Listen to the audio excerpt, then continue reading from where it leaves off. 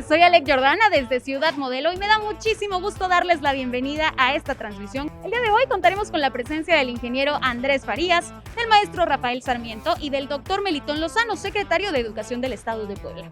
Ellos tres nos hablarán de un tema sumamente importante en nuestro contexto de pandemia, la educación virtual.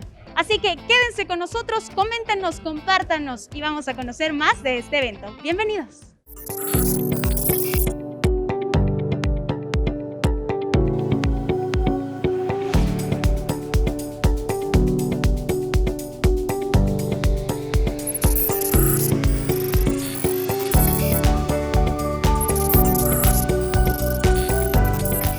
En este momento nos encontramos con el ingeniero Andrés Farías, catedrático de la UTLAP. ¿Cómo está? Buenas tardes. Muy bien, muchas gracias por la invitación. No, gracias a usted por estar aquí con nosotros y la verdad es que tenemos muchas dudas porque esta pandemia vaya que nos ha movido absolutamente todo, pero en materia de educación creo que todavía un poquito más. Es por eso que tengo preparadas algunas preguntitas para usted para que nos ponga al tanto. Muchas gracias.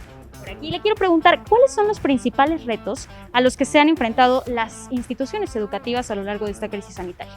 Bueno, básicamente, digamos, es una serie de retos que tienen que ver con la continuidad. A todos nosotros la pandemia pues, nos tomó descolocados. En primera instancia, la continuidad fue algo que a todas las familias y a todos los hogares nos afectó. En segunda parte, la conectividad, el poder resolver todos los aspectos de conectividad que tienen que ver con el tercero, que es el aprendizaje efectivo. Este modelo virtual y lo que viene, que son modelos híbridos, pues tiene que ver mucho con este asunto de la educación efectiva.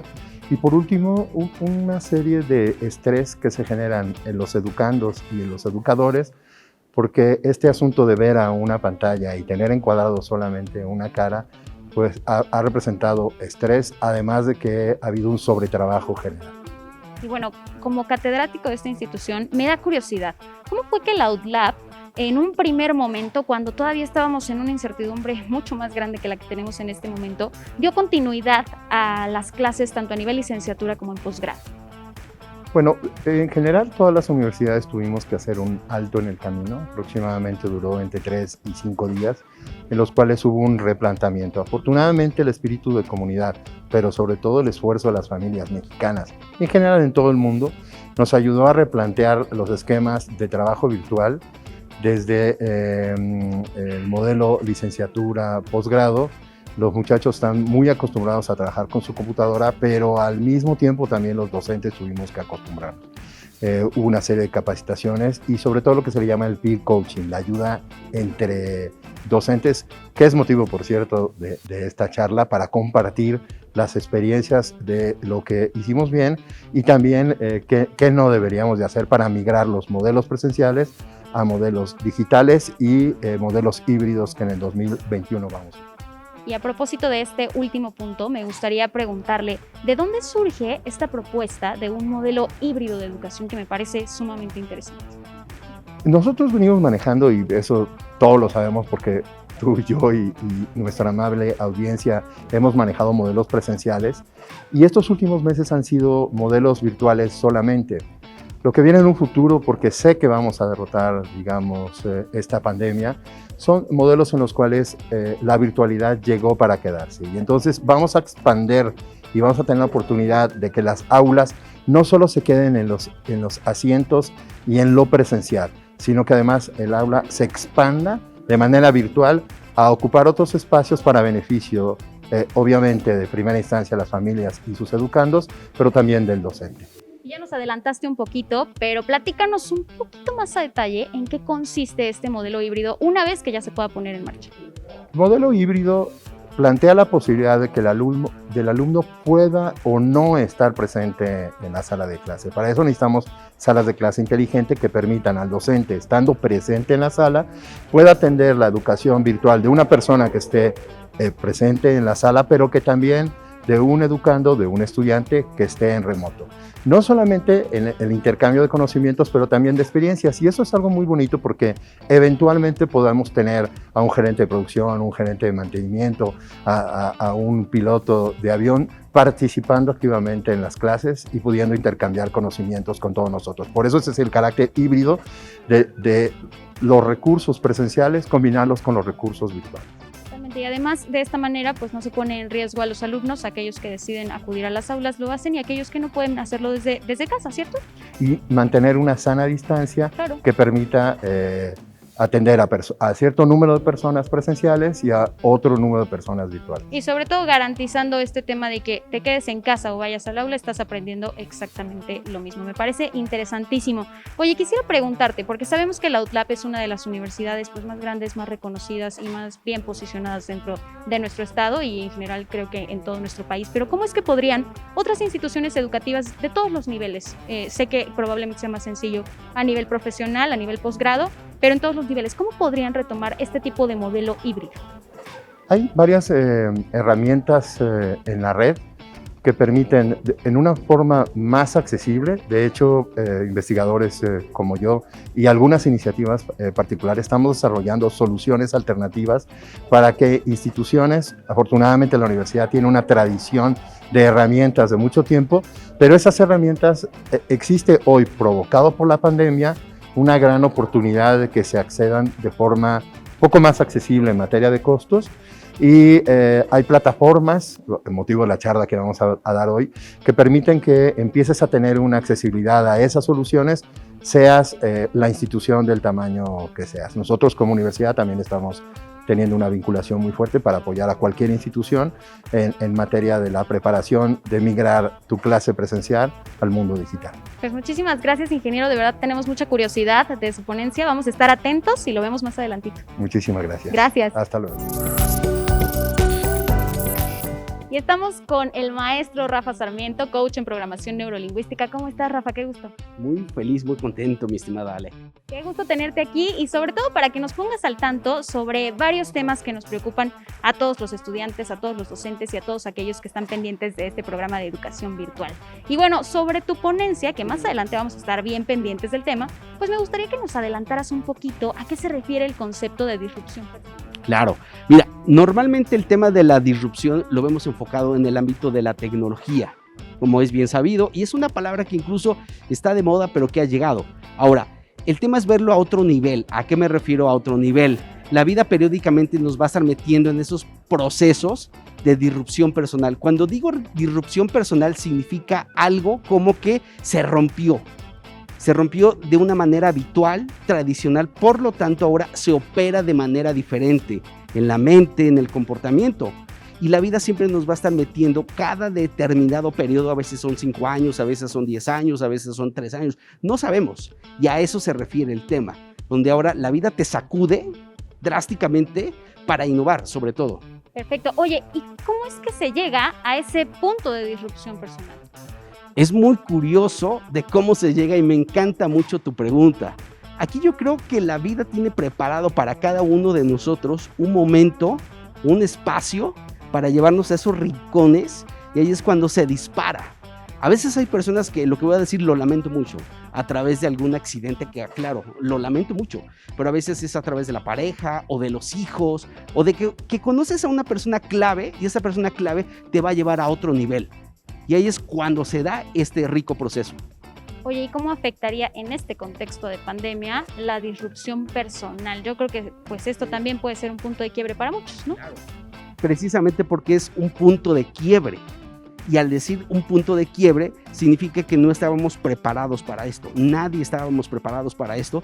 Por lo tanto, es importante que empecemos a jugar esta parte psicológica que nos va a permitir cómo manejar, cómo llevar precisamente esta disrupción personal, ese punto de quiebre drástico que ahora la vida nos está sacudiendo sin lugar a duda a todos. Oye, ¿cuál es el papel de la educación virtual dentro de la disrupción personal, tanto de los alumnos como de los docentes? Ok, es un papel crucial. ¿Por qué? Tanto en el formato de la educación, porque el cerebro siempre necesita estar aprendiendo todos los días. 25 de diciembre, sí, todos los días es estar aprendiendo. Por lo tanto, la disrupción también tanto llegó para quedarse, sobre todo en el tema de la educación. Hoy el formato ha cambiado, tanto en un formato más virtual como posiblemente en un formato híbrido. ¿A qué me refiero híbrido? Tanto una parte de manera online, virtual, y por otro lado en el esquema presencial. Por lo tanto, apenas estamos viendo ciertos puntos, ciertos elementos que después nos van a permitir ahora ya que los modelos de educación se vayan trabajando más a mediano y largo plazo. Me surge una duda adicional. ¿Existe disrupción personal de forma positiva y de forma negativa o siempre va dirigido hacia un punto en específico?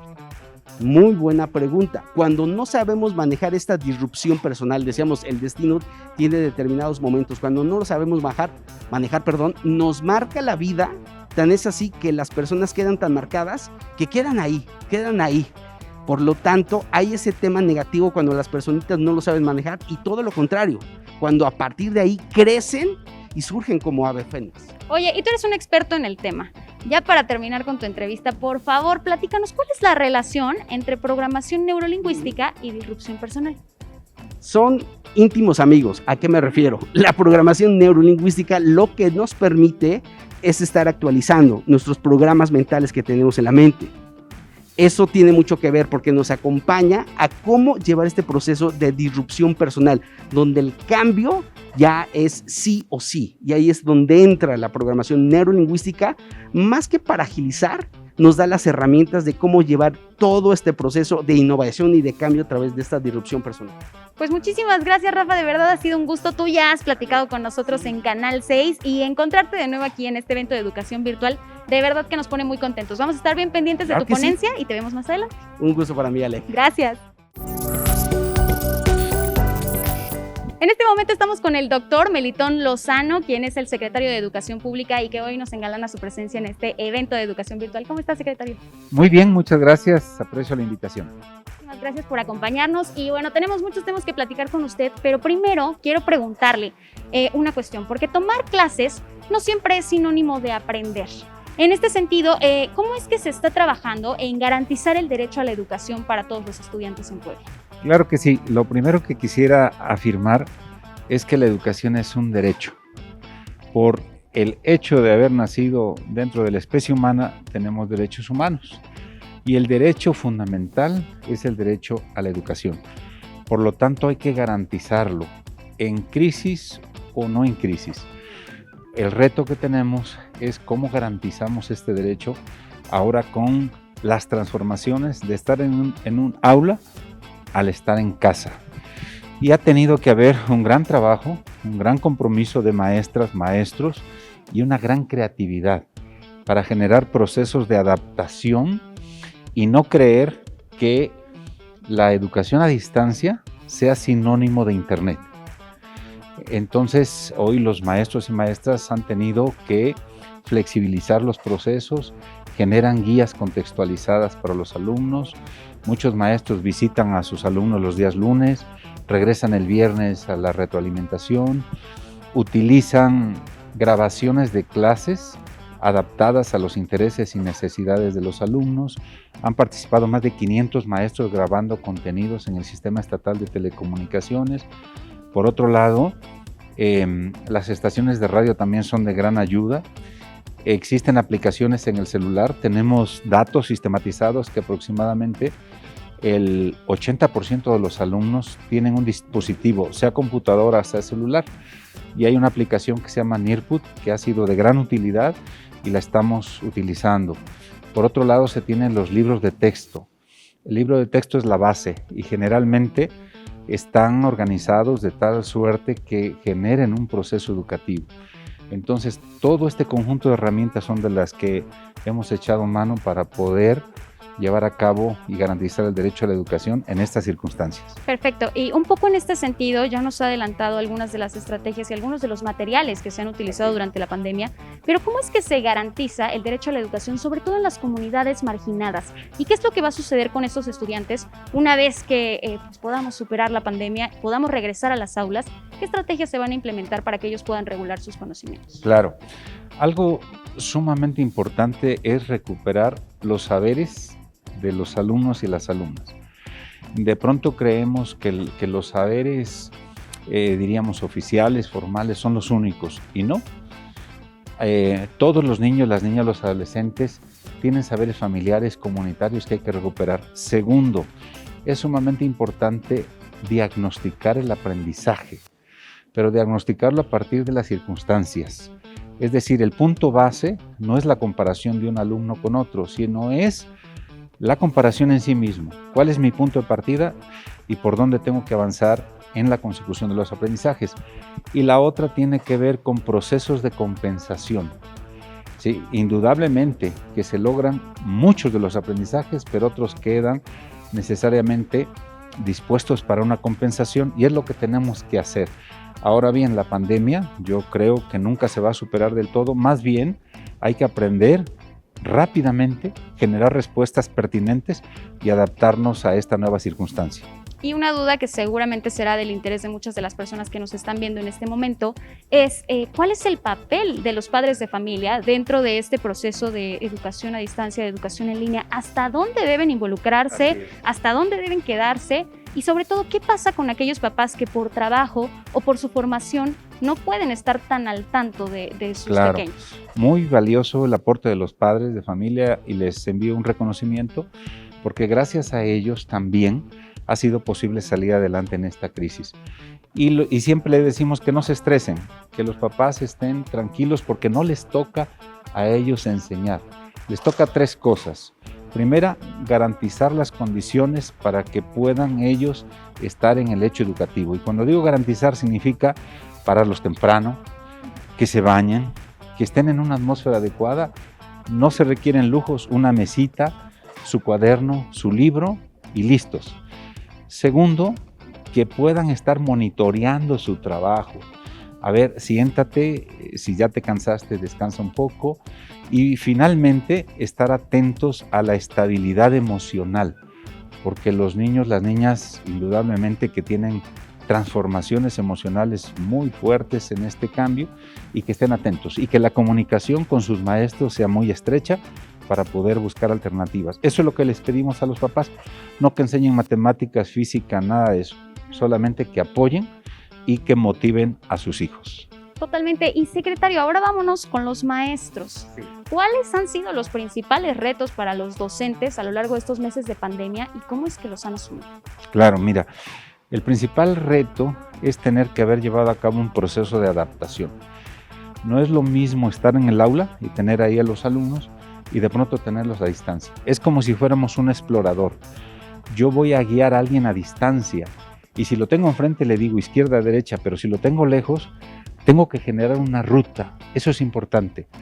De pronto creemos que es trasladar el espacio del aula a la casa y que los alumnos, así como están 50 minutos frente al maestro, tienen que estar 50 minutos frente a la computadora. No es así.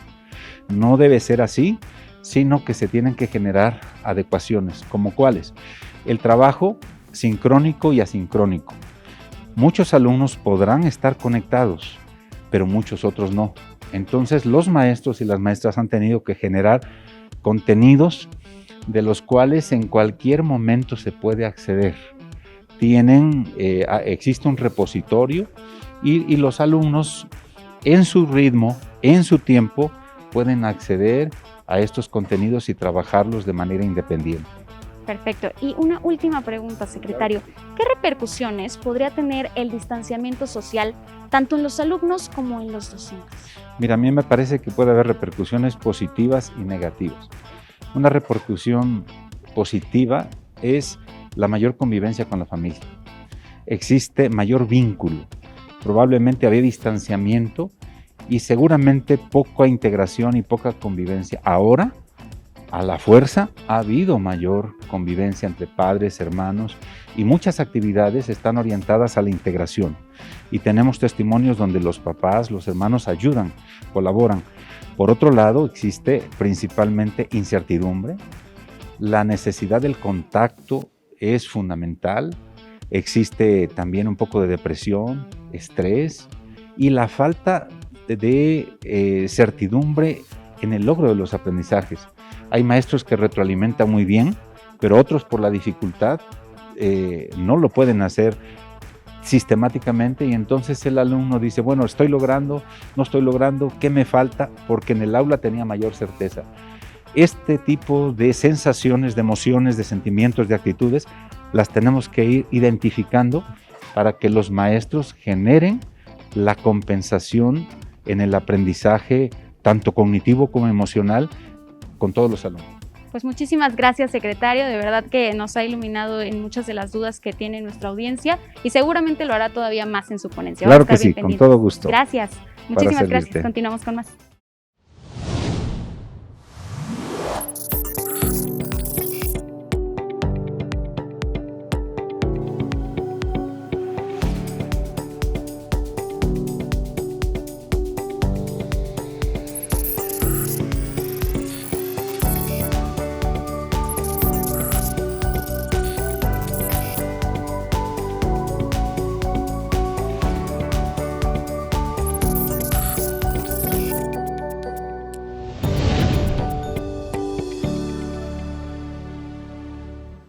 A continuación, invitamos al licenciado Víctor Alejandro Correao a que nos dirija un mensaje como director de Ciudad Modelo para todos nuestros asistentes. Quiero dar la bienvenida a todas y todos los presentes. Bienvenido, secretario de Educación, doctor Melitón Lozano. Gracias por tomarse el tiempo de acompañarnos en este espacio. No dejo de dar la bienvenida también a nuestros ponentes, Andrés Farías y Rafael Sarmiento. Muchas gracias. Es un gusto para mí recibirlos aquí en el Centro de Convenciones de Ciudad Modelo, su ciudad. Como sabemos, la evolución tecnológica no se detiene. Por ello es de suma importancia poner énfasis en cómo la educación se ha convertido en camino en nuestro estado. Las nuevas tecnologías de la información se han convertido en el motor que mueve el aprendizaje en todo nuestro país, en todo nuestro estado, desde tomar clases a distancia, de forma virtual y en línea podemos seguir trabajando por la educación y por el desarrollo académico de la región. Me siento muy orgulloso de saber que en esta ciudad, su ciudad modelo, contamos con instituciones académicas de alto nivel, que se han preocupado por formar y por la formación y acompañamiento de las y los alumnos que hoy en día están matriculados. Más de 1,900 alumnos activos continúan con su preparación académica, ahora por el momento a distancia. Responsables y preocupados por continuar con su crecimiento cada día, demuestran que la educación es uno de los pilares fundamentales para lograr el desarrollo de sus capacidades. Quiero compartirle, doctor, que debe estar usted muy orgulloso de esta región, de esta ciudad, de las instituciones que aquí están asentadas, desde el centro escolar, que tienen su oferta académica, los niveles de educación de maternal hasta bachillerato, la Benemérita Universidad Autónoma de Puebla, la UTEBIS, digna universidad y digna rectora que también nos acompaña el día de hoy, y que, como dije, hay más de 1,900 alumnos hoy estudiando, si bien derivado de la pandemia por COVID-19, en sus casas de manera remota, y en breve seguramente, en cuanto el titular del Ejecutivo, el licenciado Miguel Barbosa Huerta, así nos pueda y nos dé acceso a ello, vendrá nuevamente a causar alegrías y seguirse educando y seguirse preparando en estas instituciones. Sin más preámbulo, demos inicio a este ciclo de conferencias que seguramente nos abrirá un panorama y nos dará una guía de cómo seguir fomentando la educación con esta nueva normalidad. Sean todos y todas bienvenidos. Muchas gracias.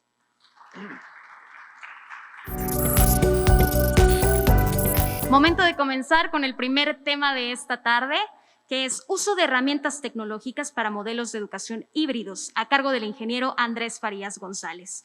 Conozcamos un poco más sobre nuestro ponente. Ingeniero Andrés Farías González. Cuenta con estudios de Ingeniería Química Industrial por la Universidad de las Américas Puebla y una maestría en negocios con especialidad en planeación estratégica también en la UTLAP. Además, cuenta con estudios de posgrado en planeación estratégica en la Universidad Argentina de la Empresa y como complemento tiene 3 diplomados, uno en Administración de Calidad, otro en Administración de Empresas Familiares y uno más en Gestión de Ventas. El ingeniero Farías ha acumulado una amplia experiencia durante 31 años de trabajo desempeñándose en diversas industrias y desde hace más de 20 años ha tenido la oportunidad de emprender de forma independiente y ser socio fundador de las empresas Talent Network, Talent Match e IPTT. Además, es miembro de los consejos de administración de ITG México y Salmi del Sureste. Actualmente es catedrático de tiempo parcial en la Escuela de Negocios y Economía de la Universidad de las Américas Puebla, y su principal objetivo profesional se focaliza en desarrollar y potencializar las competencias de los equipos en los que colabora, haciendo énfasis en el área de planeación estratégica, productividad y gestión. Muchas gracias por la invitación, un agradecimiento a la dirección de la ciudad de Modelo. He tenido oportunidad de venir varias veces y no me canso de admirar el proyecto. Doctor, muchas gracias por participar y por colaborar con el escenario, a Canal 6 por organizar este evento y a todos los compañeros docentes, muchas gracias por la invitación. Yo soy un apasionado de la educación, pienso que es la actividad que puede fomentar democráticamente la nivelación de este gran país, y creo que formar a la gente, detectar al talento, acompañarlo y conducirlo es una labor muy interesante. Producto de la pandemia, todos estamos aprendiendo de la educación virtual y todos estamos aprendiendo de estos fenómenos que llegaron para quedarse. El día de hoy voy a tener la oportunidad de compartir 3 reflexiones que nosotros, desde las instituciones que tenemos contacto en Talent Network, estamos trabajando. Primeramente, volver a platicarles que yo soy un maestro. Tengo aproximadamente 150 alumnos. Recién la semana pasada terminé mi semestre y tuvimos la oportunidad de compartir estos últimos semestres lo que ha pasado con la pandemia. Y lo que vengo a decirles y lo que les vengo a platicar el día de hoy tiene que ver con 3 aspectos fundamentales, digamos, de la educación. Primero, digamos que lo que quiero platicar con ustedes mis objetivos son, 1, explicarles cómo es que hemos hecho para mudar todos los fenómenos o todas las actividades que hacemos en clase a el espacio virtual y cómo nos estamos preparando para lo que viene, que es un modelo híbrido. Básicamente, tengo 3 objetivos para platicarles. Primero, académicamente, ¿qué es lo que una institución, a mi juicio, debe de hacer para moverse a los fenómenos virtuales? En segundo aspecto es, ¿qué es lo que puede hacer un profesor en su sala para poder organizar una sesión que tenga un aprovechamiento al máximo, pero que también sea entretenida, que sea divertida y que pueda resultar al que lo está escuchando, sea el nivel que sea, para que pueda tener un aprendizaje significativo? Y en tercer punto, las herramientas que estamos utilizando y que estamos recomendando para que instituciones de la envergadura de cualesquiera que sea, desde una escuela primaria, desde un kinder o una universidad, puedan entrar al modo virtual. Básicamente, primero lo que les quiero platicar es sobre el aprendizaje colaborativo.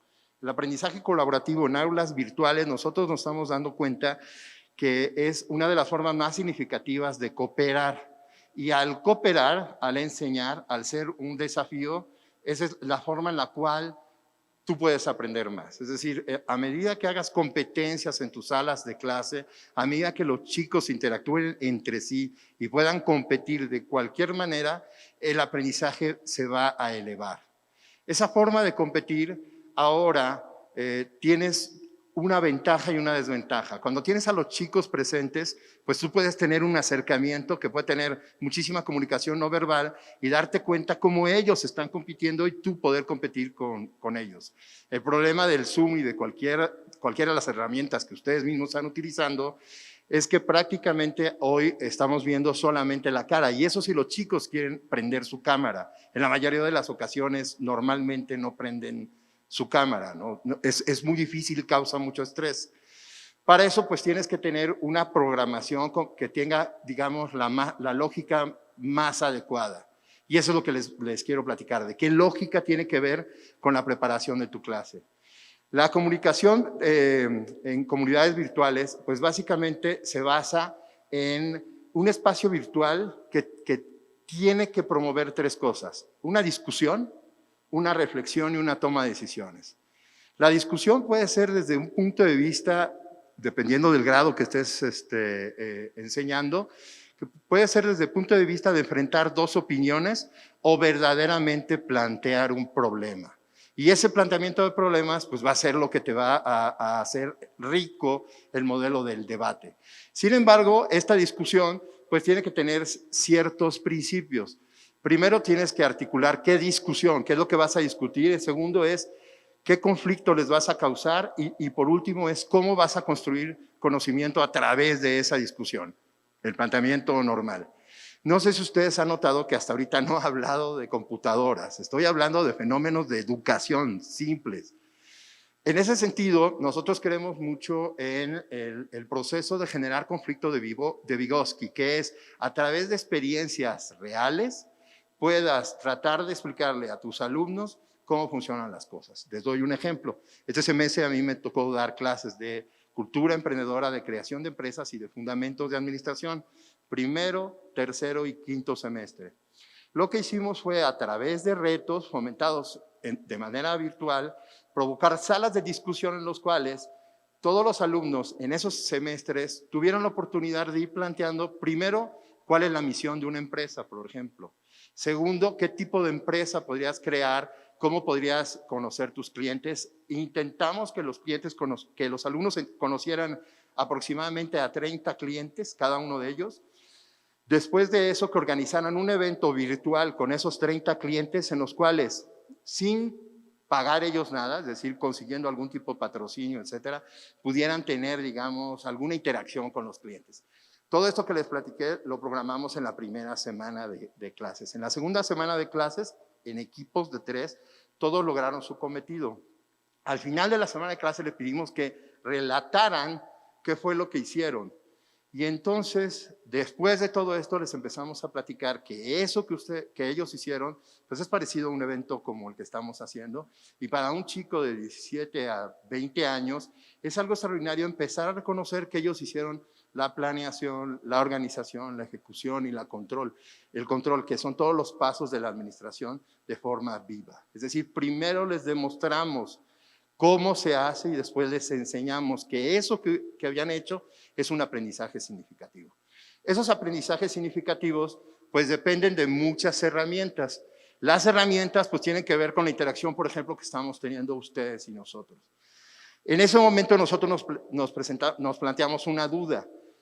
Ahora que regresemos a clases presenciales, así como estamos con ustedes, ¿qué vamos a hacer con estas herramientas que nos funcionaron muy bien? Voy a permitirme hacer un ejercicio con ustedes, si me lo permiten, y les voy a lanzar una de las herramientas que utilizamos en aula. Le voy a pedir a Ivonne, por favor, ella es mi esposa, temporalmente mi asistente, algo me va a costar. Vamos a entrar, por favor, a una herramienta que se llama menti.com. Yo sé que les pican mucho los dedos y que algunos de ustedes están conectándose con la oficina, pero ahora, si pueden, entren en su navegador a esta página web, menti.com, en su Safari, en su navegador, en su celular, entren a menti.com. Cuando entren a menti.com, si me hacen favor de entrar a menti.com, les va a salir una pantallita donde viene un número. Yo sé que ustedes no ven el número, pero se los voy a dictar. Por favor, digiten el número 45 55 477. Se los vuelvo a repetir. 45 55 477. Y en ese lugar les va a aparecer una encuesta. La primera pregunta de la encuesta es, ¿cuáles son los beneficios de las clases virtuales? Y les pido, por favor, que me den su opinión. Escriban libremente 3 opciones que ustedes consideran que son importantes o que son los beneficios que dan las clases virtuales. Por ahora estamos esperando. Cuando terminen den intro Disponibilidad de tiempo, ritmo propio. Muy bien, muchas gracias. Tenemos un participante.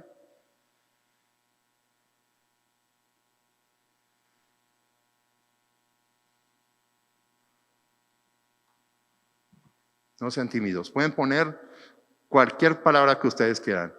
Para los que están entrando, perfecto. Uso de la tecnología, aprendizaje diferente, disponibilidad, adaptabilidad, democracia.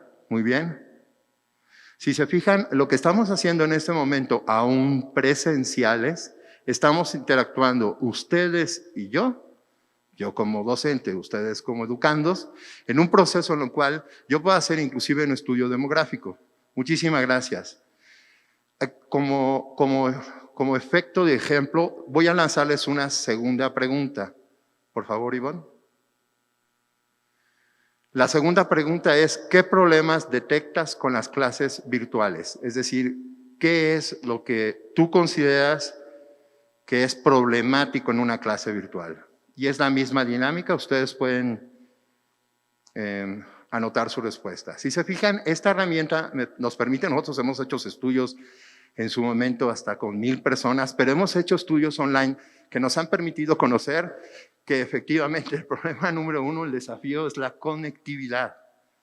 El segundo tiene que ver con la continuidad del proceso educativo. Es decir, los chicos en muchos de los casos nos dijeron y nos retroalimentan que sienten que no están aprendiendo nada, que es igual que ver la televisión.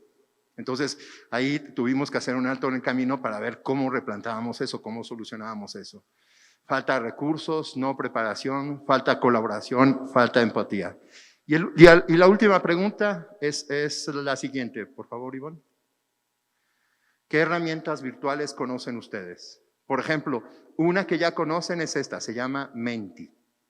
Y esta es gratis, la pueden utilizar en cualquier, a distancia o presencial. Pero déjenme les avanzo en lo que van ustedes contestando, que hay herramientas que te permiten conocer la opinión del alumno, conocer durante la clase cuántas veces opinó, cuántas veces levantó la mano, cuánto tiempo efectivamente estuvo viendo el material de clase.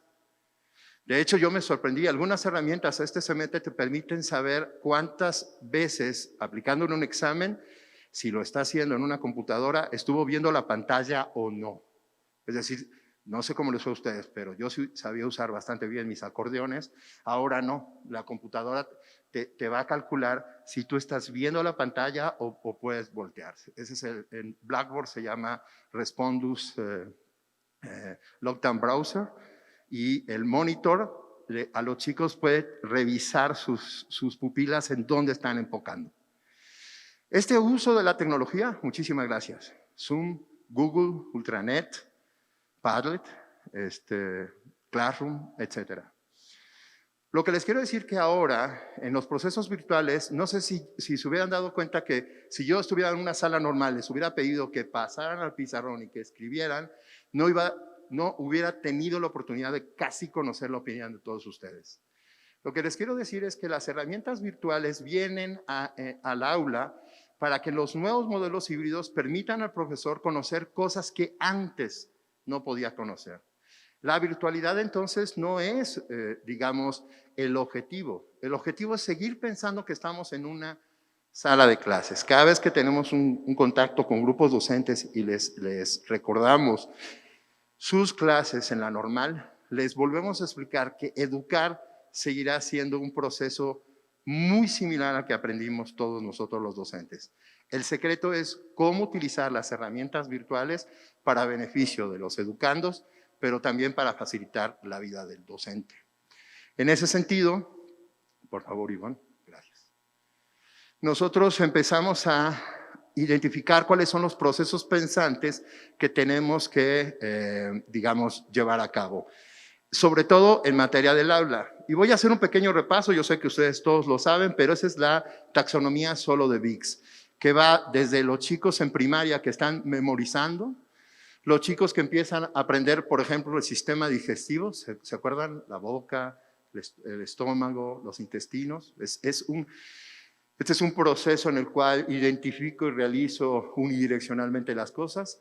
Cuando yo ya empiezo a definir el sistema digestivo, nervioso central, el esqueleto, y empiezo a hacer un conjunto de conocimientos, cuando lo relaciono para saber qué es un ser humano, qué es un animal, qué es un vegetal, y cuando puedo hacer conclusiones. Todas esas actividades las podemos traducir a 5 competencias básicas de colaboración. El conocimiento, que tiene que ser la responsabilidad de cada quien, la colaboración entre los estudiantes, la interacción cara a cara o virtual en grupos pequeños, las discusiones y las habilidades interpersonales que tenemos que fomentar con los chicos y el procesamiento de equipo. Todo eso nos lleva a un concepto que es en ocasiones muy difícil de explicar, que es sinergia. Como normalmente le explicamos a los chicos, es como si tuviéramos 2 pasteleros trabajando separados y a ellos les cuentan los pasteles completos.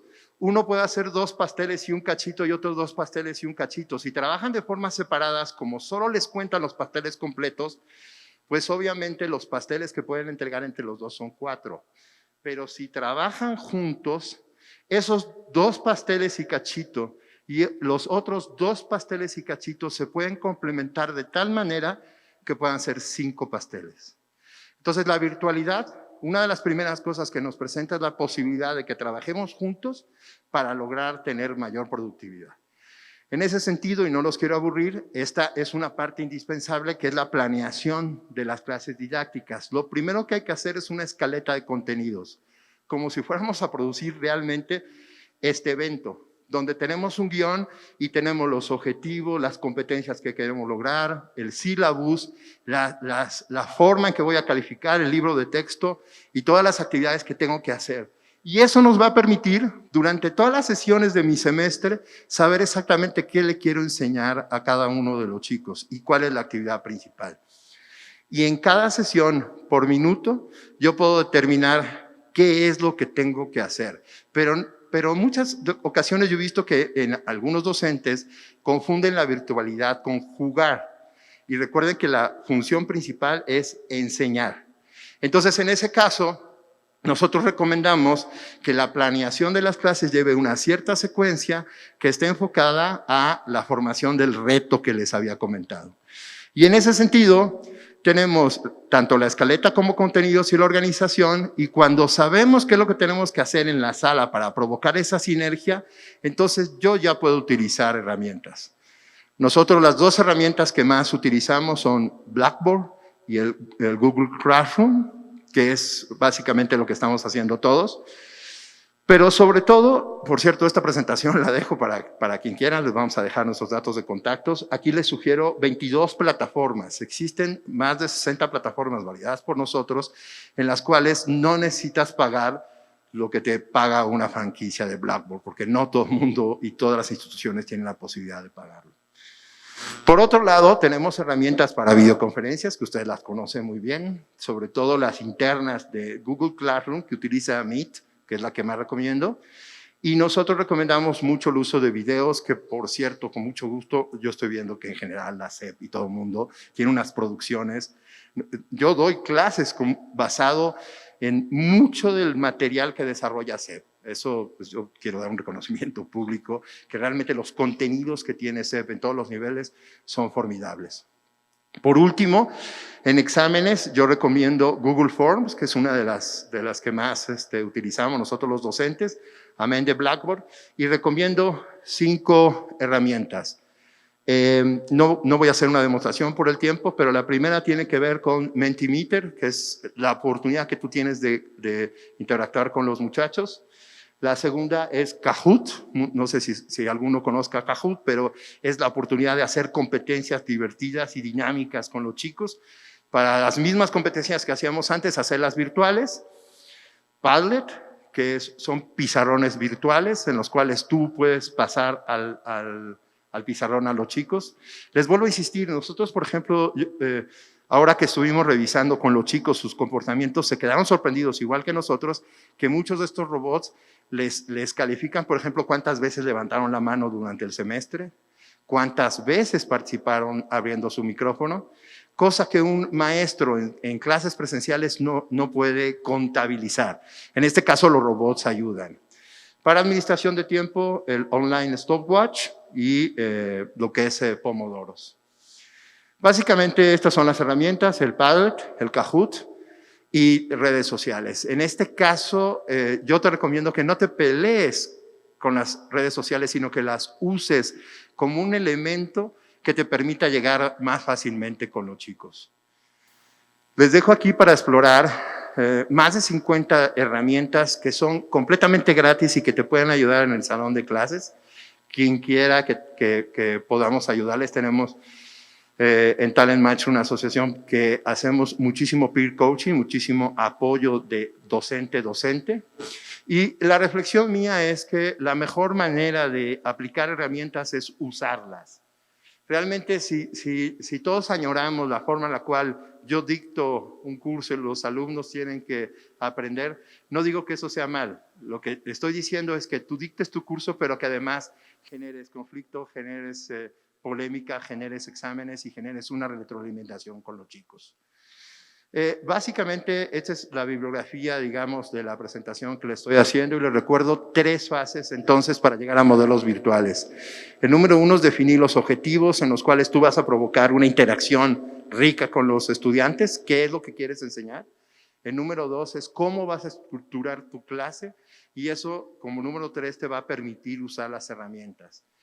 La advertencia o la preocupación que yo tengo es que en la virtualidad todos nos lanzamos a utilizar herramientas y no todas las herramientas, digamos, no hay ninguna herramienta que sea mala, pero el usar solo la herramienta sin definir claramente cuál es tu objetivo y hacia dónde quieres llegar con los chicos, eso es lo que verdaderamente te va a dar la educación. En esencia, es regresar al principio de preocuparte con los alumnos y hacerles de forma más vívida que tu salón de clases sea un paraíso. Porque hoy no lo sabemos, pero con este asunto de que la virtualidad invadió las casas, les dejo la reflexión de que muchos de nuestros alumnos, el mejor lugar, el mejor momento puede ser tu clase. Muchas gracias.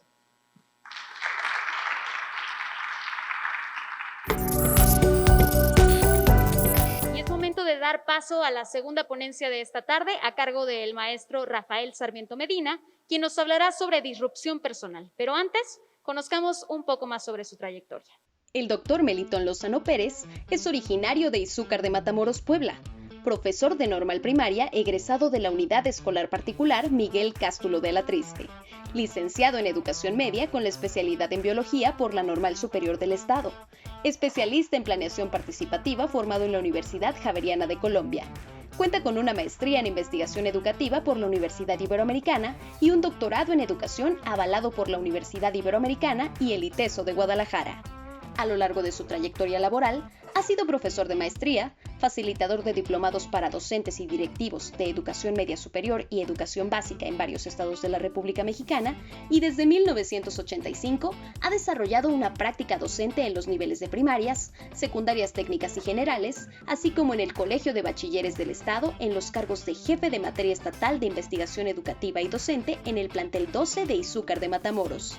También ha participado desde 1990 como asesor de juventud en espacios de educación no formal en México y en América Latina. En el servicio público se ha desempeñado como presidente municipal de Izúcar de Matamoros y como diputado local del 2008 al 2011, además de su actual cargo al frente de la Secretaría de Educación Pública del Estado. Ok, muy buenas tardes. Me siento muy bendecido de estar esta tarde con ustedes. Como bien comentaba mi estimada Alej, mi nombre es Rafa Sarmiento. Por más de una década me he dedicado precisamente a acompañar a los líderes, a sus equipos, entrar en su cabecita para reventar muchas cosas como miedos, temores, inseguridades, tanto en empresas transnacionales como comentó, así como también nuestras queridas pymes. Mi trabajo es muy sencillo. ¿Cuál es mi trabajo, Rafael? Te estarás cuestionando. Mi trabajo es que vivas sin tanto drama. Sin tanto drama ahí contigo, y eso es lo que pretendo. Pero independientemente de eso, de lo que hago desde en su momento con Lobos WAP, desde Ricardo Baliño, Rafa Puente, Paco Palencia, etcétera, Si hay algo que me motiva es dejar este mundo diferente. ¿Por qué? Porque yo parto de una filosofía: quien no suma, resta. Y ahí es a donde quiero que tú te estés preguntando: ¿hoy estaré sumando o estaré restando con mi familia, tu primer equipo? ¿Hoy estaré sumando o estaré restando con mi equipo de trabajo? Porque el mundo está un poquito complicado. Y eso es lo que me levanta todas las mañanas, más que estar frente a un foro. Sí es muy bonito, frente a una cámara, micrófonos importantes como este. También es poder sumar a cada uno de nuestros queridos jóvenes, y a eso nos dedicamos. ¿Cuál es el objetivo? Precisamente aprender alguna palabrita que al parecer llegó para quedarse, no lo sabemos, que se llama disrupción, pero ahora desde otra mirada, disrupción personal. Pero sobre todo será unos minutos de aprendizaje. ¿Por qué aprendizaje, Rafael? Porque en la medida que dejas de aprender, dejas de crecer. Y cuando dejas de crecer, empiezas a envejecer. Y preocúpate si hoy llegas a tu casa y no aprendiste algo, porque ese día estás poniendo tu cerebro en una jubilación mental. Y eso es bastante, bastante grave, sobre todo más para nuestros queridos jóvenes que están ahí viéndonos desde su propia casa. El cerebro naturalmente, como bien decía mi querido amigo antes de tu servidor que estuvo exponiendo, el cerebro necesita constantemente estar aprendiendo y reaprendiendo, porque esa es una de las principales habilidades que nos depara precisamente este futuro cercano. Y yo les pediría a toda la audiencia que nos está viendo ahí en su casa, su dispositivo móvil o laptop, en donde sea, que saquen una libreta, porque tanto el cerebro aprende a través de escuchar a alguien, como también cuando apunta algo. Y no tan solo eso, también cuando eso que apunto, yo genero una conversación. Más allá de que los coaches somos especialistas en generar conversaciones, la vida es rica también dentro de esas propias conversaciones, ante sobre todo esta disrupción personal que estamos atravesando en esta crisis. Pero quiero dar un paso atrás. Quiero que te imagines hace un año, diciembre de 2019, ahí en tu casa, esperando la Navidad, los regalos, el aguinaldo, y por ahí a lo lejos se veía un virus venir, que decíamos, no va a llegar, o si llega, pues lo controlamos, compadre. Pero aquí en México, pues cómo no, y empezaron a surgir memes. Y recuerda alguna de esas memes típicas que te llegaban y lo seguías reenviando. Y llegó por ahí enero, febrero y marzo, y precisamente la SEP, a través de nuestro secretario, es regresen a casa, pónganse ahí. Y ese tema de estar ahí en casa, precisamente nos metió en muchos puntos como este, como una crisis. ¿Por qué? Porque tanto no estábamos acondicionados para estar conviviendo, y te pongo un pequeño ejemplo. Cuando yo veía esa ola venir, dije, va a haber muchos divorcios. Y por ahí hice un en vivo. Quien me quiera seguir en redes sociales me encuentras como Rafa Sarmiento. Y hice un en vivo donde el título está tentador, ¿eh? Esta pandemia, ¿qué tendrá más? ¿Divorcios o hijos? ¿Tú qué crees? ¿Qué tendremos más, divorcios o más bebés? ¿Qué tendremos más? Y efectivamente, porque nos metió en una crisis. ¿Y qué significa crisis? Que no estábamos preparados para el cambio. Tan sencillo. Como tal, tanto no estábamos preparados para estar ahí en casa y pensábamos que íbamos a regresar en próximos meses. Pero por otro lado, también recuerda, la vida te va a estar metiendo en crisis cada cierto periodo. Mi penúltima crisis fue en el 2011. Estuve a punto de morir. Tenía ni más ni menos que 2000 de triglicéridos. Es decir, tenía tole en las venas. Afortunadamente estoy aquí para contarlo. Fue mi penúltima crisis. Hoy estoy pasando otra crisis. Otra crisis donde me estoy enfrentando conmigo mismo. Y así yo le pediría a toda la gente que nos está viendo, aparte de esta rica audiencia que estamos generando una conversación, un diálogo, que también vayas pensando en eso. La vida, cada cierto periodo, te va a estar metiendo en crisis. Y de eso se trata. Y de eso se trata, de estar viviendo esas crisis. Crisis de niño a adolescente. De adolescente a joven.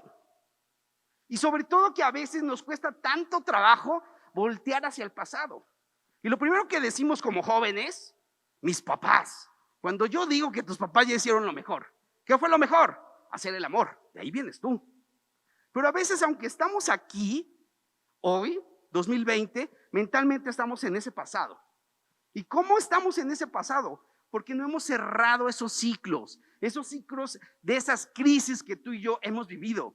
Y a veces brincan precisamente con algo que se llama las heridas del alma. ¿Cuáles son esas heridas del alma?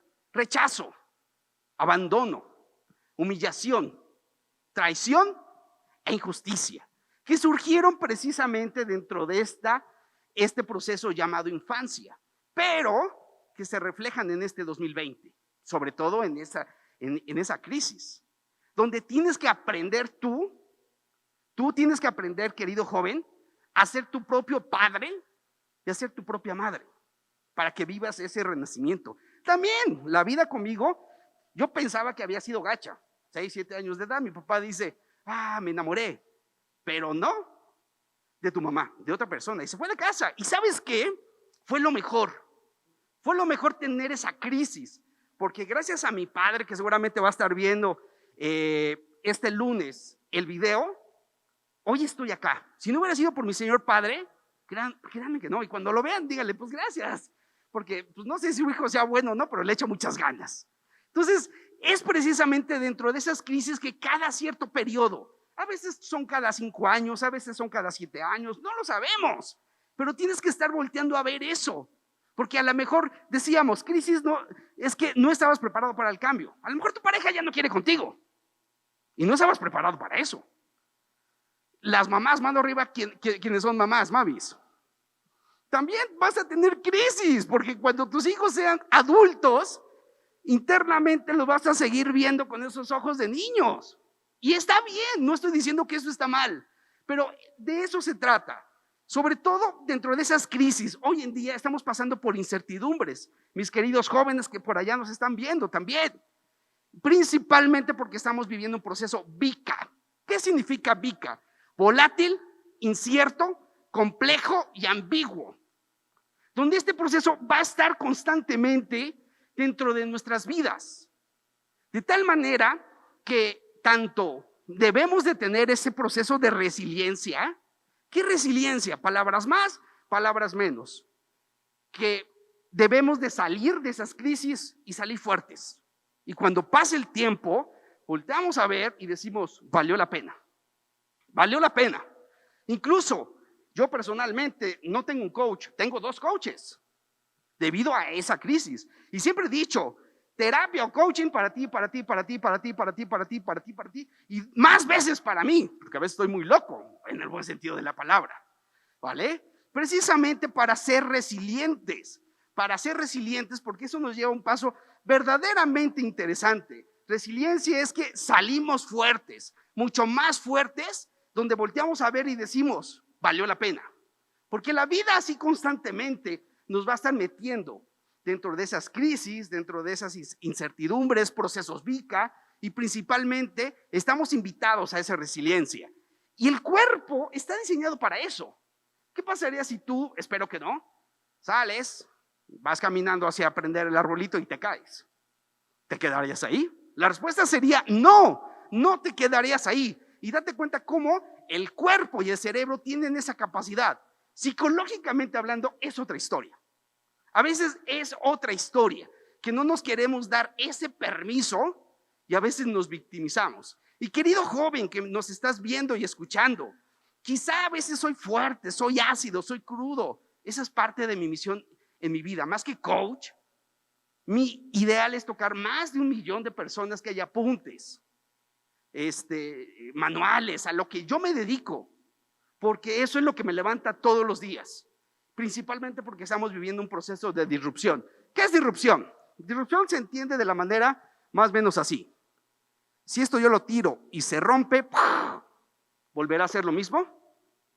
No, eso es disrupción. Es decir, rompe con modelos tradicionales. Es un parteaguas donde vienen comportamientos diferentes. Normalmente se le ve más al tema de disrupción al esquema de la tecnología. Muchas aplicaciones, ¿no? Que de mapas, que de servicios de automóviles, que comida, etcétera.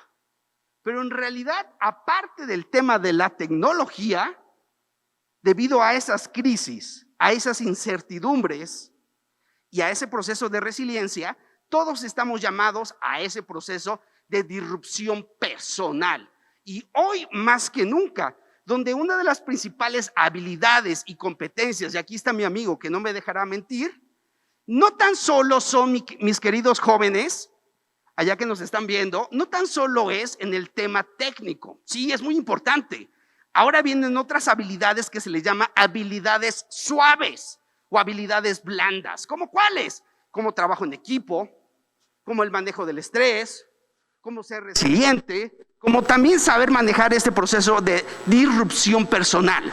A mí en lo personal, 2011 que yo te comentaba, me metió en ese proceso de disrupción personal, donde la vida me confrontó. Claro, tanto exceso de trabajo, tanto viaje, porque esto yo lo amo, estar aquí, más que un micrófono, sí, está padre, mi ego dice, ay, está bonito. Rafa, sales a cuadros, sales a la calle, la gente te reconoce, pero el baile no va por ahí, lo entendí y tuve que caer en un hospital a punto de morir. Espero que no sea tu caso. Pero cómo gracias a ese 2011, estando a punto de morir, ahora ¿qué crees? Cómo de una manera más saludable, hago ejercicio, alimento mi mente y de eso se trata, de tener esa salud mental. Querido joven, ahí en tu casa, es importante que estés buscando constantemente esa sed de aprendizaje infinito, como dice uno de mis mentores. Esa sed de estar constantemente aprendiendo, reaprendiendo e innovando en este punto de disrupción personal, donde ahora ya vienen algoritmos, ahora ya viene la data y tantas cosas más que a veces me gusta y a veces me espanta y a la vez estoy fascinado, como los autos autónomos. Fíjense, estamos en esta ciudad modelo muy bonita, muy rico, etcétera. Yo lo que daría por tener un auto autónomo aquí a unos metros, donde yo no manejo. Y eso va a ser en un par de años, estamos aquí muy cerca de Audi. Entonces, insisto, disrupción significa que algo se rompió y ya no va a ser lo mismo. Y que te vayas cuestionando para que tú misma y tú mismo te atrevas a vivir ese proceso. No va a ser fácil como tal. ¿Por qué? Porque ese proceso de cambio, de disrupción, te va a meter estrés. Y a veces creemos que el estrés es algo malo.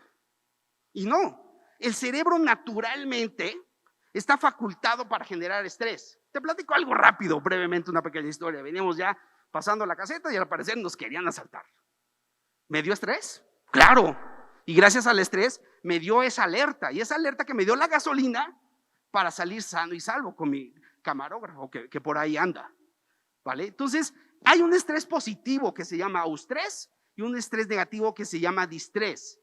El tema es que tú, querido joven, sepas cómo manejar ese estrés positivo para que no andes como yo a mis 45 años estresándome casi de todo. Y a veces nos da temores, inseguridades y miedos, muchos miedos. Naturalmente el cerebro, cuando estamos invitados a estos cambios disruptivos, en el cerebro nos da mucho miedo. Y el miedo es una pantalla de la mente donde ves algo, escuchas algo, sientes algo como tal. Por lo tanto, hay un miedo bueno. ¿Cuál es un miedo bueno? ¿Qué pasaría si dentro de este bonito centro de convenciones, es un supuesto, nos vamos todos y caminamos en la parte periférica de este edificio? ¿Te va a dar miedo? Por supuesto que te va a dar miedo, pero ese miedo es un miedo bueno, porque el miedo bueno te va a proteger ante una amenaza real. La mayoría de nuestros miedos son miedos malos. ¿Y miedos como qué tipo de miedos? Miedo a no ser amado por alguien, miedo a no ser suficientemente bueno, miedo al éxito. ¿Miedo al éxito, Rafael? Sí, yo he estado coachando a seleccionados nacionales y no tienes idea cómo tienen miedo al éxito o miedo al fracaso como tal. Por lo tanto, ahí la mente necesita, a través de esta metodología llamada programación neurolingüística y neurosemática, y aclaro, hay muchas metodologías más. La PNL me ha ayudado a mí en mi vida, pero no significa que es todo. También es importante generar ese pensamiento crítico, mi querido joven, ahí en tu casa, ¿vale? Precisamente para tener ese trabajo interno. ¿Por qué? Porque el 80%, mi querido joven, mi querida audiencia, es un trabajo psicológico, 20% es técnica. Pero es más un proceso psicológico de creértelo. Te decía yo, estar coachando a estos personajes, tanto públicos como de la política, como empresarial, como de alto rendimiento, ese es el juego. Y el cerebro ya se encarga a través del sistema nervioso a estar ejecutando dentro de esa parte inconsciente. Esa es parte de mi trabajo, reventarte tus miedos, esos temores y esas inseguridades, que hoy más que nunca necesitamos estar dentro de ese juego. 80% psicología. ¿Por qué? Porque es muy sencillo. La mente humana funciona como un teléfono inteligente. Dentro de ese teléfono inteligente tenemos aplicaciones. Es un ejemplo muy bobo. ¿Qué pasa si una aplicación, ejemplo Facebook, tú no la actualizas? Se pone obsoleta, se pone lenta. Lo mismo es la mente. Y esas aplicaciones son precisamente creencias y significados. El cerebro naturalmente genera esas creencias y ese significado. Yo les pediría allí a nuestra querida audiencia que nos pudiera compartir lo primero que te venga a tu mente, igual para los que estamos acá. Cuando escuchas la palabra COVID, ¿qué significados te vienen a tu mente? No lo que te gustaría. ¿Qué significa COVID? Y ese es el trabajo personal que tienes que hacer en este proceso de disrupción personal, a generar significados más ricos y más intensos dentro de tu propia vida. Pero también estar viviendo desde hacer y tener. A veces nos quedemos mal acostumbrados a que creemos, queridos jóvenes, y creemos que la vida se trata de hacer, productividad, y tener, lo cual no es malo. No estoy diciendo que eso sea malo, pero como cualquier cosa en la vida nos va a pedir un equilibrio. ¿Cuál es ese equilibrio? El ser, esa razón de ser. Yo te preguntaría a ti, querida audiencia, y allá a nuestros queridos jóvenes que nos están viendo y escuchando, ¿cuál es esa razón de ser? ¿Cuál es esa motivación interna que te levanta todos los días? Yo ya te compartí la mía. Al menos por estos poquitos años que más adelante es tocar la vida de por lo menos 1 millón de personas, donde haya apuntes, donde haya manuales. No sé si en algún momento escriban algún libro, no lo sé. Y es eso, hacerte reflexionar y darte herramientas para que vivas sin tanto drama. Porque cuando yo muera, quiero que diga ahí en mi tumba, la persona que hizo todo lo posible por dejar este mundo diferente. Yo te preguntaría a ti y a la gente que nos está viendo, escribe tu epitafio. ¿Qué quieres que diga tu epitafio? Tiene momentos de reflexión de Navidad, son muy bonitos, pero también es un momento de llevar la vida a otro nivel. Es decir, buscar esa razón de ser, esa filosofía de sumar en los demás, y que esa filosofía de razón de ser vaya amarrado a un punto disruptivo. ¿A qué me refiero a un punto disruptivo?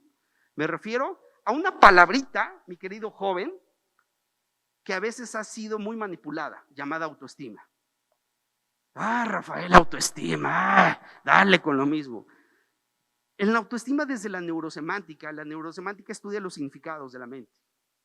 La definimos de la siguiente manera, y para mí es un poema. ¿Qué es el autoestima? Es el amor incondicional que solo tú te puedes dar. Repito, es el amor incondicional. Es decir, que tú no pones condiciones. Por ejemplo, en mi caso, 1.59, así estoy bien, me la paso bien. Y yo aprendí hasta aceptar mi 1.59, que tengo mis mejillas. Padrísimo.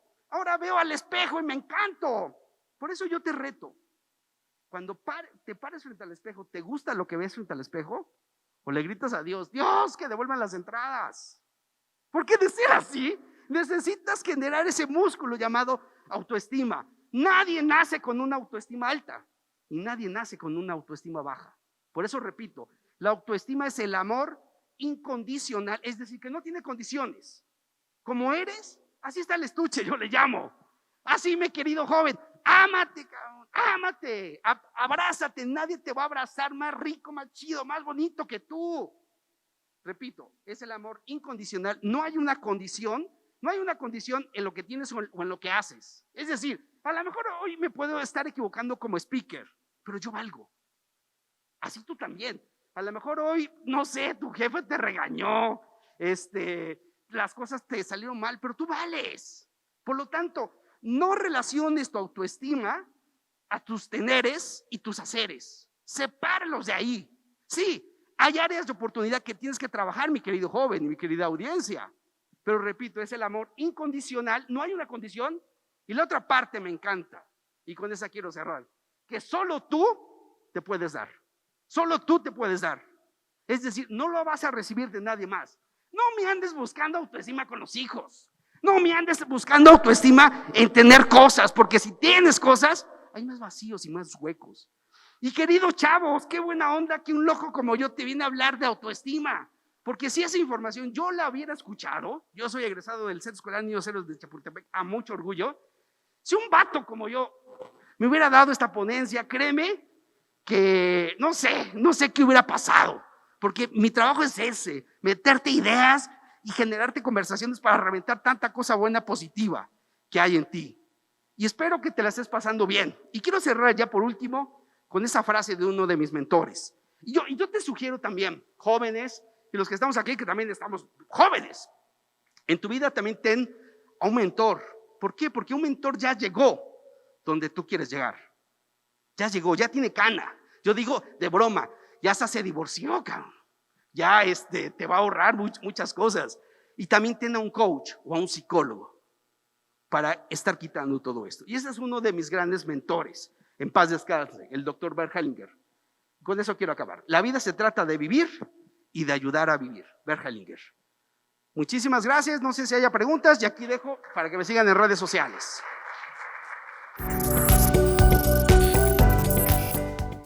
Y damos inicio a la tercera y última ponencia de este día a cargo del doctor Melitón Lozano Pérez, secretario de Educación del Estado de Puebla, quien nos hablará sobre perspectivas que garantizan el derecho a la educación ante la pandemia de COVID-19 en México.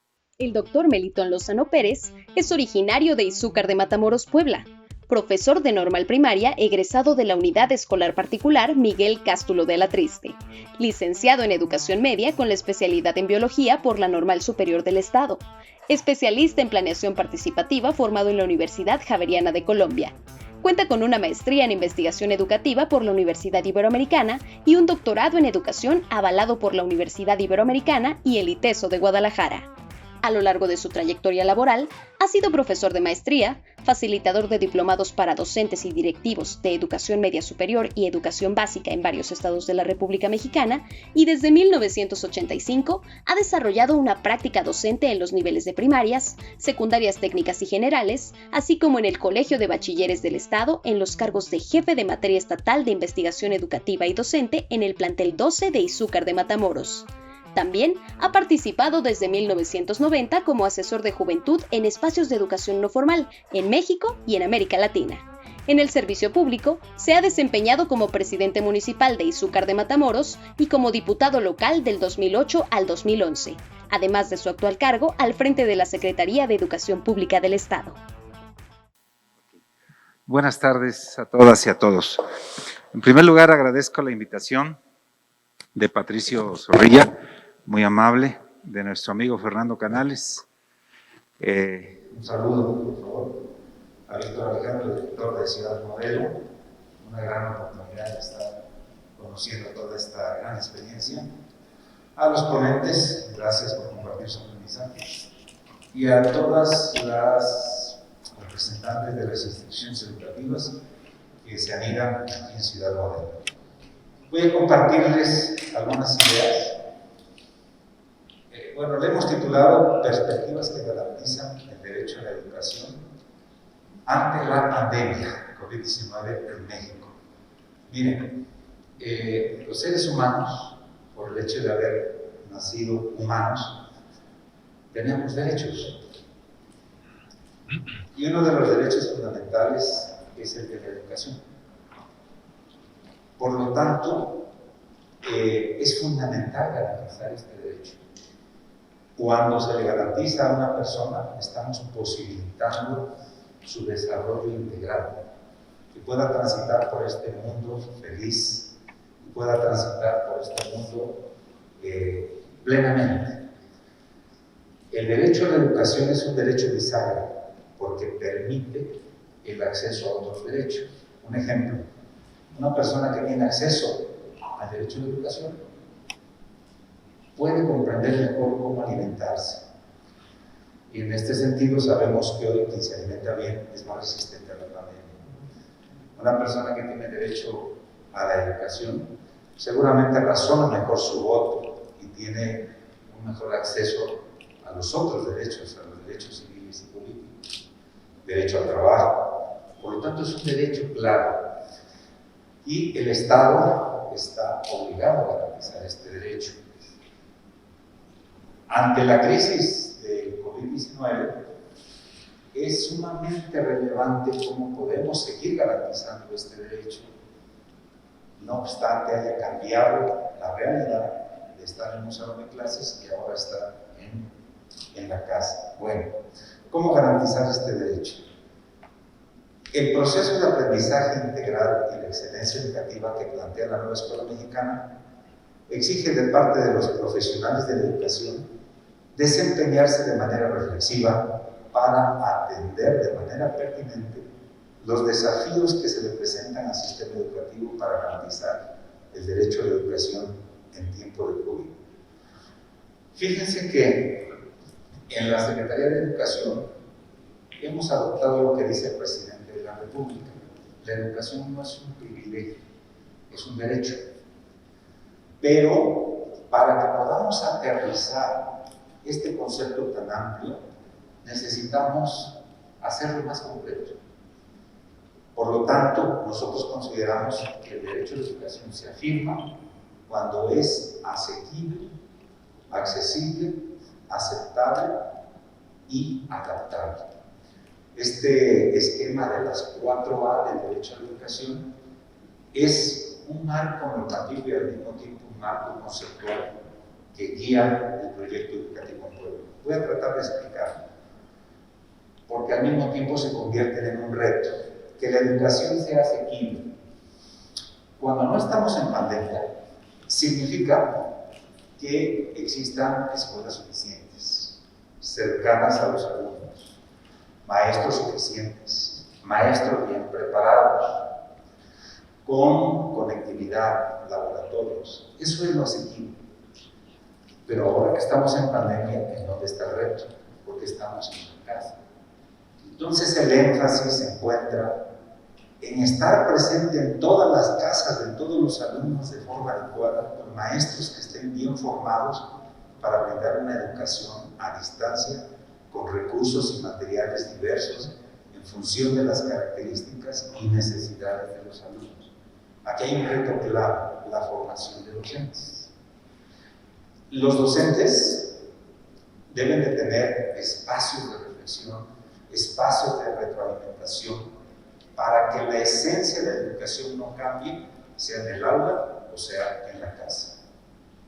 El siguiente reto es de la accesibilidad. La accesibilidad significa que no debe haber barreras de ningún tipo para acceder a la educación. La exclusión educativa por cualquier razón es antónimo de la accesibilidad. Entonces, en este caso, el Internet no puede ser una barrera para el acceso al aprendizaje. Por eso un servidor afirma que no es lo mismo educación virtual o Internet que educación a distancia.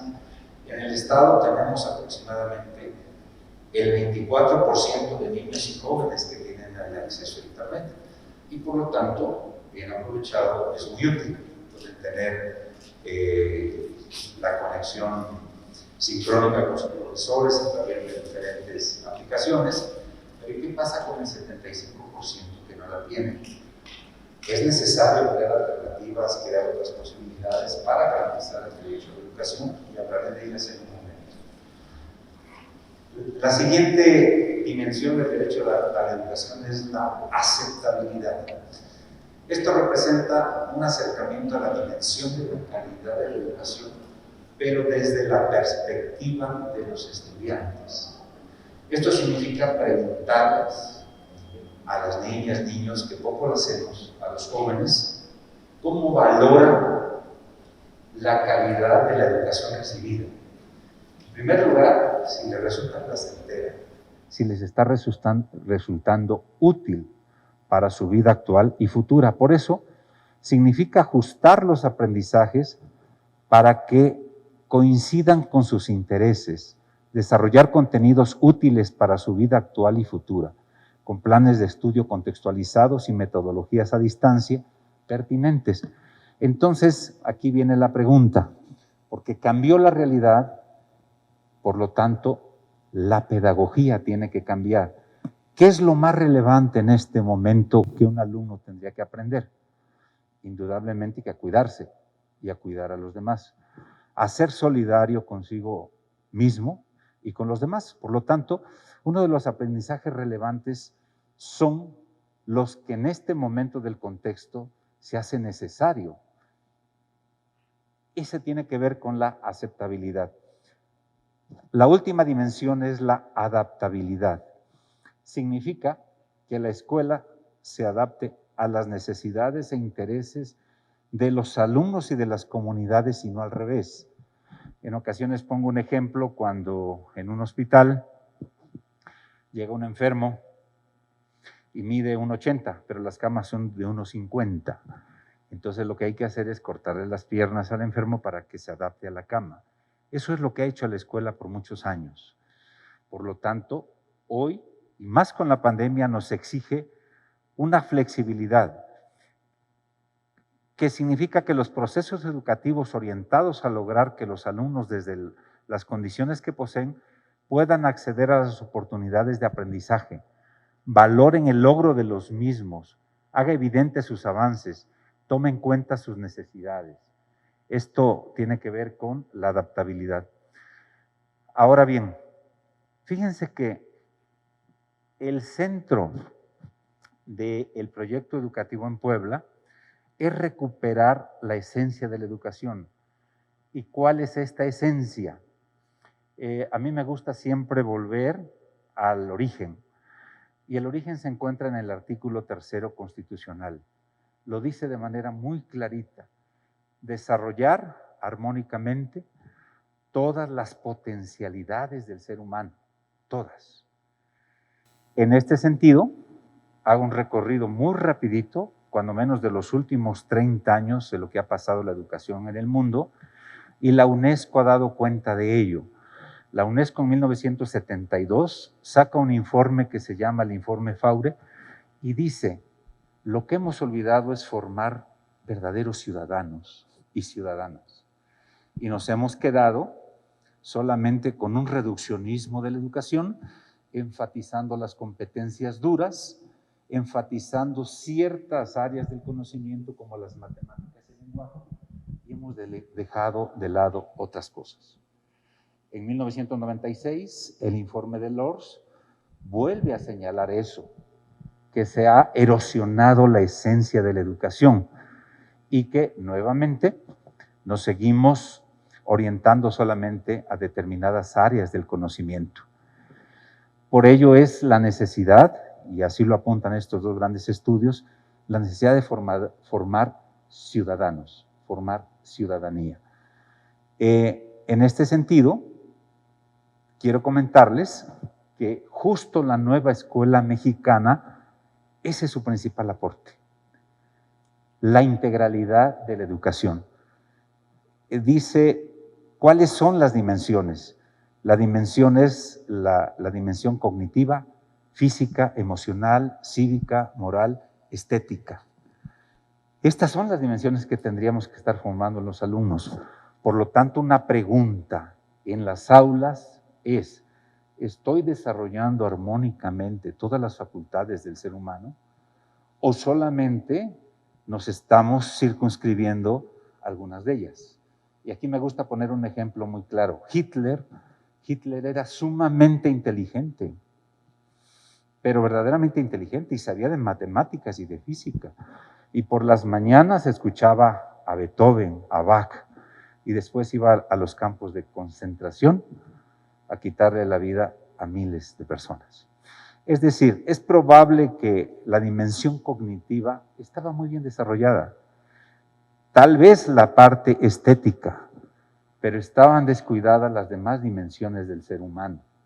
sobre todo la dimensión moral y ética, que es la que nos lleva a los seres humanos a tener una reflexión respecto al otro y las decisiones que no afecten al otro y la solidaridad con el otro. Pero ¿para qué queremos esta formación integral? La formación integral tiene que ver con fortalecer el tejido social, la cohesión social. Esta pandemia la estamos enfrentando gracias a esta cohesión social, gracias a la solidaridad en familia, porque hoy más que nunca nos estamos dando cuenta de la interdependencia, de que dependemos unos de otros, de que dependemos de los médicos, de que dependemos que el otro se cuide y se ponga el cubreboca para protegernos. También para combatir la discriminación y la violencia. Cuando se impulsa el desarrollo integral, y acabo de leer un artículo muy interesante que se llama La discriminación lingüística, de cómo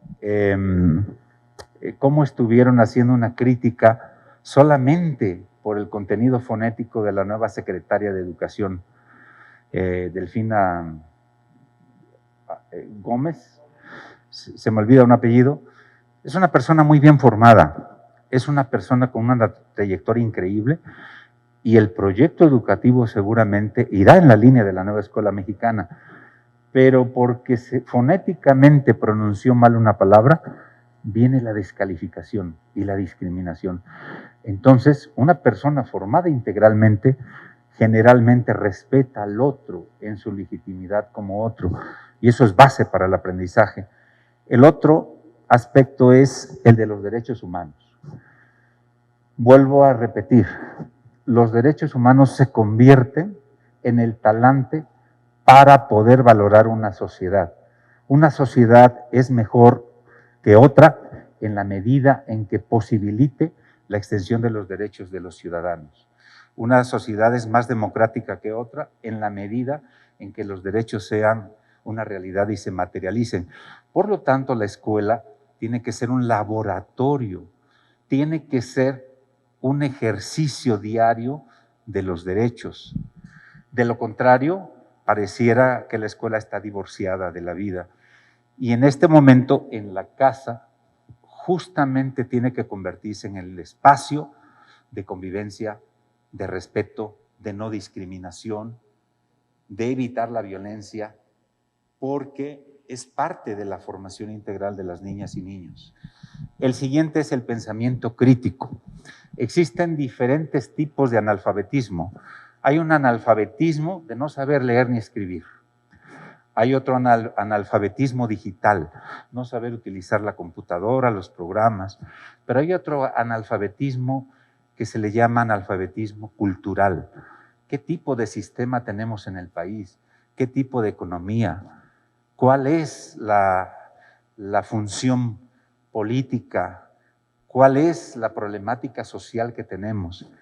Y eso, poca criticidad, porque generalmente se enfatiza más la parte memorística, la parte transmisional del conocimiento y poco la reflexión crítica, y le agregaría la parte ética. Para poder transformar esta sociedad requerimos un pensamiento crítico muy serio de por qué las cosas están como están y por qué no pueden ser de otra manera. Ese es el sentido de la nueva escuela mexicana y las dimensiones que tendríamos que estar abonando. Bueno, entonces, la educación a distancia tiene que ver con momentos de trabajo sincrónico y asincrónico. Repito, en el estado solo el 24% tienen acceso a internet y trabajo sincrónico, de estar en tiempo real conectados, trabajando con su maestro, pero los demás no. Por lo tanto, la forma sincrónica es otro modo de que los alumnos tengan materiales portables y se puedan sentar a trabajar en el momento que su propio ritmo lo requiera. Eso es algo importante. El estudio independiente. Un reto es cómo fortalecemos el estudio independiente de las alumnas y los alumnos, porque en este momento no tienen al maestro enfrente. Generar la capacidad de aprender a aprender es un reto de los más fuertes. La comunicación mediada en 2 vías, hoy más que nunca se hace necesaria, el seguimiento y motivación a través de la tutoría y los materiales portables en diferentes formatos. En esta secretaría les comento que los maestros poblanos son muy creativos. Aproximadamente en un mes participan más de 400 maestros grabando contenidos educativos adaptados a las necesidades e intereses de sus alumnos. Estos materiales se colocan a la disposición y los pueden utilizar en cualquier momento. ¿Qué sucede en las comunidades más marginadas? ¿Cómo garantizar el derecho a la educación de los estudiantes en estos puntos? Les cuento varias experiencias. Existen experiencias como la de este maestro que visita a sus alumnos. Un maestro va los días lunes, tiene 35 alumnos y visita casa por casa. Le entrega las actividades y regresa el viernes para revisárselas y para poder hacer alguna retroalimentación. Otros maestros citan a los padres de familia y les entregan los materiales para que a su vez se lo lleven a sus niños. Este es un ejemplo de las guías de aprendizaje. Todos los alumnos tienen en sus manos una guía que se las hacen llegar o en papel, en físico, o a través de la aplicación del WhatsApp. Muchos maestros, inclusive los dejan en la tienda, los dejan con el presidente auxiliar o se lo entregan al comité de padres de familia, pero se garantiza su derecho al aprendizaje a través de distintos materiales. Esta es una radio comunitaria que transmite constantemente los contenidos educativos. El Sistema Estatal de Telecomunicaciones de Puebla tiene 2 canales, el 26.1 y el 26.2, y 8 estaciones de radio. Y todos estos contenidos los transmiten en las 7 lenguas de nuestro estado. Esa es una manera en cómo podemos llegar. ¿Qué estrategias se implementarán para regular los conocimientos una vez superada la pandemia? Un servidor considera que no puede haber una nueva normalidad porque la realidad es cambiante y más bien tenemos una realidad emergente. Entonces, en este sentido, tenemos que recuperar los saberes locales. Los saberes que en cada familia, en cada comunidad existen y que han hecho posible enfrentar esta pandemia. Diseñar procesos de evaluación diagnóstica. Hoy más que nunca, un profesor tenemos que desarrollar cada vez más la habilidad de poder identificar cómo están los aprendizajes de los alumnos, pero los aprendizajes integrales, de tal suerte que podamos conducir un proceso de aprendizaje con base en una realidad diferenciada de los alumnos. Hay que diseñar esquemas compensatorios diferenciados con base a su nivel de desarrollo. No se puede comparar la realidad de un alumno con otro por su circunstancia y los medios que tiene. Por lo tanto, hay que tomar como base el propio alumno para avanzar en su fase compensatoria. ¿Cuál es el rol de los padres de familia en la educación virtual? Esto me parece muy importante. Siempre les digo a los papás que no se estresen, que no se acaben tanto la vida, porque a ellos no les compete enseñar los contenidos de aprendizaje a los alumnos. El rol de los papás consiste en apoyar brindando las mejores condiciones posibles, que los niños tengan un espacio para trabajar, que tengan su libro, que tengan con qué escribir. Esa es la clave. Monitorear que los niños realicen su trabajo acordado con los docentes y estar pendientes de sus hijos en términos de su estabilidad emocional. Indiscutiblemente que los niños requieren en este momento certidumbre, requieren cariño, requieren aceptación, y eso es lo que corresponde a los papás. La conducción del aprendizaje nos corresponde a los maestros. Los padres dice, ¿qué sucede cuando el trabajo o su formación no les permite ser parte del proceso? Ya lo dije, ¿verdad? La tarea sustantiva es del docente y lo que corresponde a los papás es una educación en un sentido mucho más amplio. La formación ética sobre todo viene del testimonio, viene de lo que el niño observa, vive, experimenta.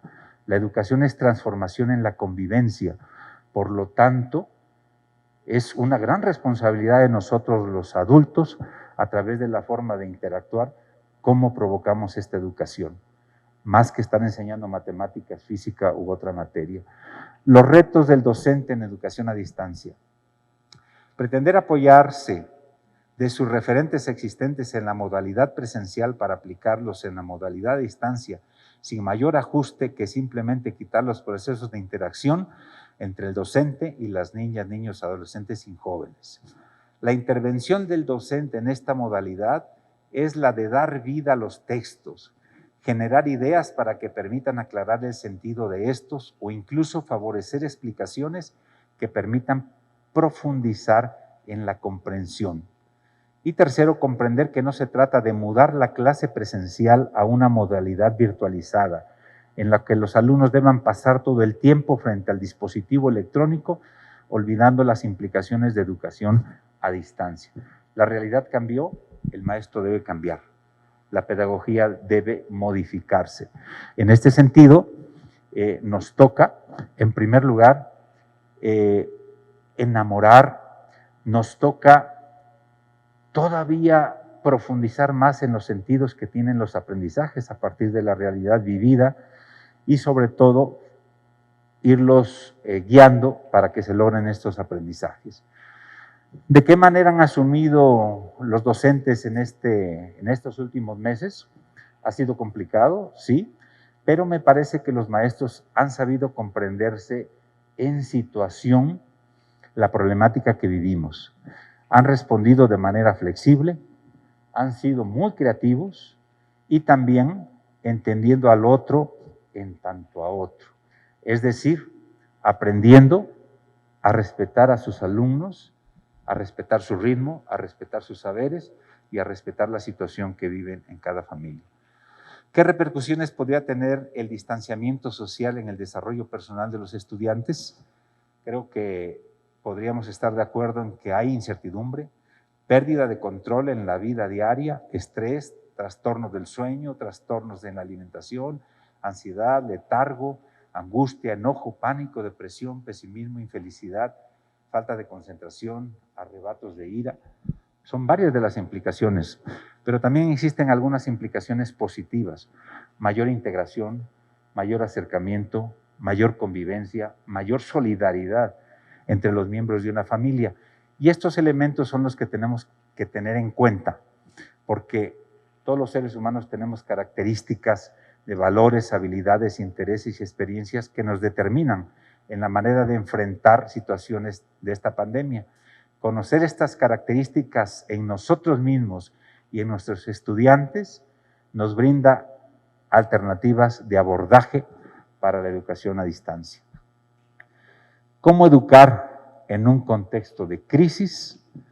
Me parece que una de las claves es la solidaridad, la creatividad, entender la educación como un proceso humanizante, no solamente como la adquisición de conocimientos, no perder el sentido de la educación, que el sentido de la educación es formar seres humanos integrales, felices, plenos, donde todas sus potencialidades se desarrollen, donde el ejercicio de sus derechos se materialice en la vida diaria, sea en la escuela o sea en la casa.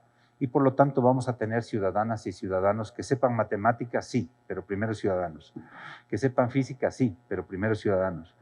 Con la característica de ser responsables frente a sí mismo y frente a los demás, conscientes de sus derechos y que los exijan, pero también conscientes de sus responsabilidades y que las practiquen. Sensibles al sufrimiento de los otros, porque el problema en muchos de los contextos de Puebla, de México y del mundo no es un problema de inteligencia, es un problema de solidaridad de unos con otros, y esta pandemia nos ha llevado a eso, a quitarnos esa parte tan, diríamos, de prepotencia frente al planeta y ante la vida, y hacernos reflexionar de la fragilidad y de la vulnerabilidad que tenemos, y que la única manera de salir adelante es la actitud ética de estar al lado del otro, del más débil, del que lo necesita, del más vulnerable. Y finalmente se concluye en formar ciudadanía. Por eso en Puebla el lema que hemos adoptado es el fin de la educación, es formar ciudadanía para la transformación, tanto personal como social. Bueno, y con eso terminamos. Muchas gracias y les agradezco su atención.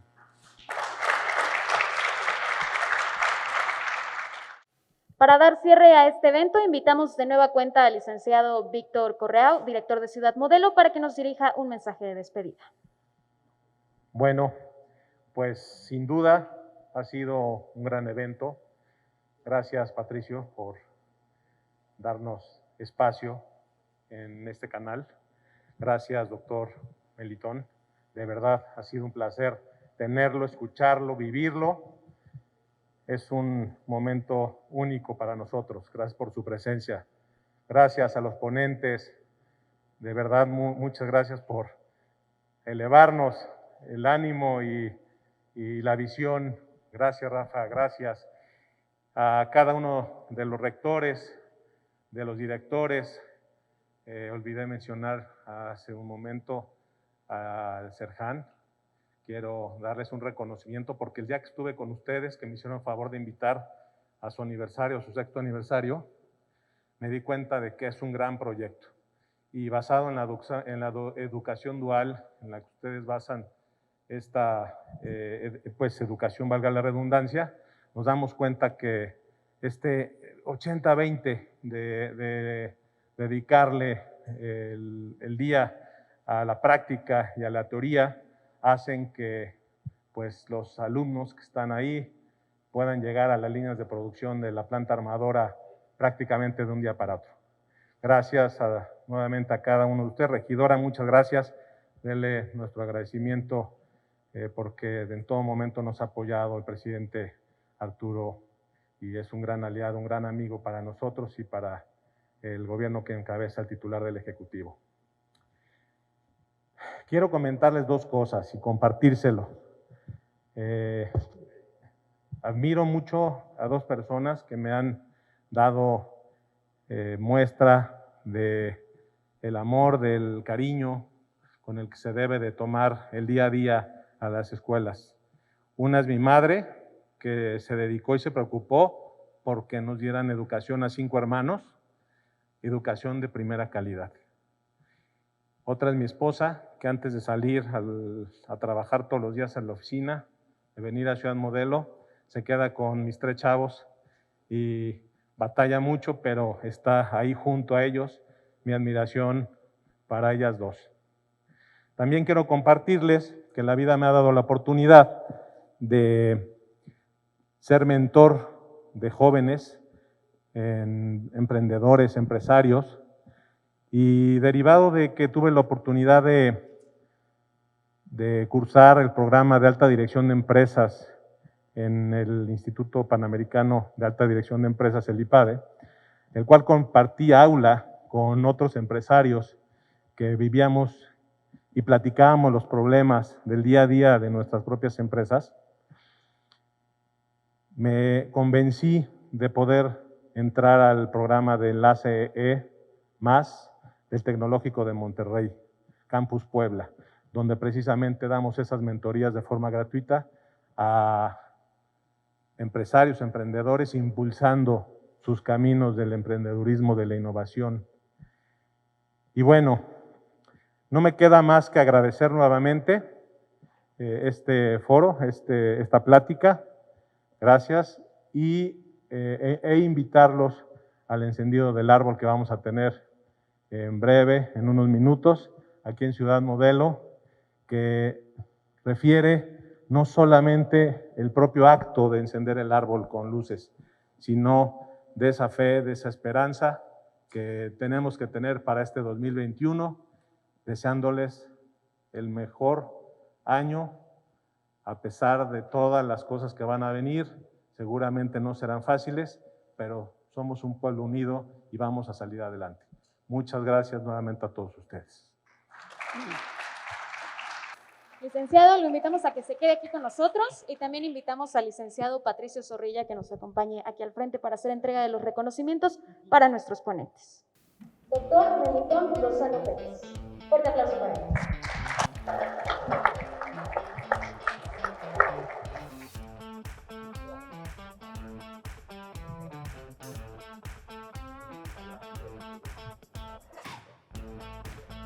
Ingeniero Andrés Farías González.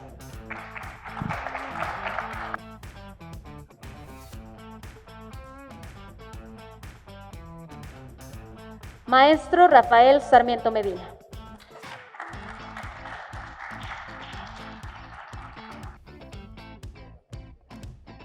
Agradecemos la presencia de cada uno de los asistentes y deseamos que el conocimiento y las experiencias aquí compartidas sean de utilidad para ustedes. Que tengan una excelente noche y también un maravilloso cierre de año. Muchísimas gracias por su presencia y los invito.